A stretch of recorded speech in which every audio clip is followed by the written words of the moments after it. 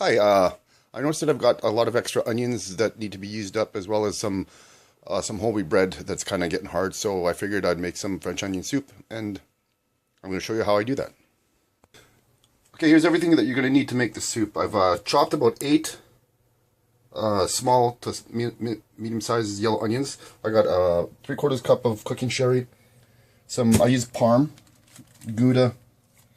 Here's the bread that I mentioned. I'm going to cut into cubes and fry that in some bacon fat with the bacon to make bacon and garlic croutons.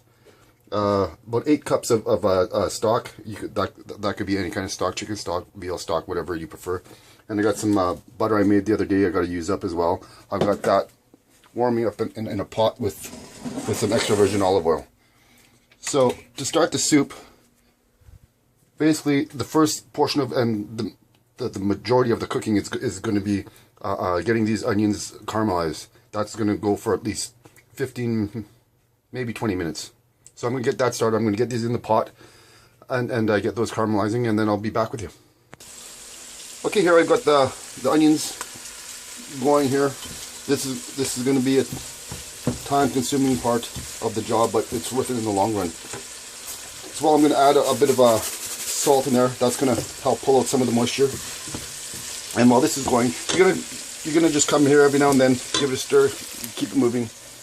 But while that's going, I've got my bread ready to get chopped up into cubes, and then I'm gonna get the bacon on and get that frying. So again, I'll be right back. Okay, I've got the bacon chopped and put in the pan frying. The best way to cook bacon is to get it cooked evenly and crispy is to start off in water. The water is going to cook all the bacon evenly, and then once that water is gone, it's going to be sitting in the fat to crisp up. So yeah, that's my tip for that. As you can see, the onions are still going. These have been going for about, say, 5 minutes now. So they still have a ways to go. I've got my croutons chopped, ready for when that bacon's done, and yeah, and my stock sitting here waiting as well. So we'll give this a bit more time and I'll get back to you. Okay, I've let this go for another 5 minutes so far. The onions seem to be coming along here. It's still not quite there. And the bacon as well. If you look at the bacon, you see it's all cooked really even. And they're still boiling together. So now, when all the water's burnt off, it's all gonna crisp up evenly. Okay. Okay, the onions are getting close, so now is the time I'm going to add the cooking sherry, give it that bite. That's what I think makes the soup in itself, is adding that alcohol to give that little kick, and it brings out the sweetness of the onions as well. So, okay, I'm going to let this cook down, and then I'll get back to you.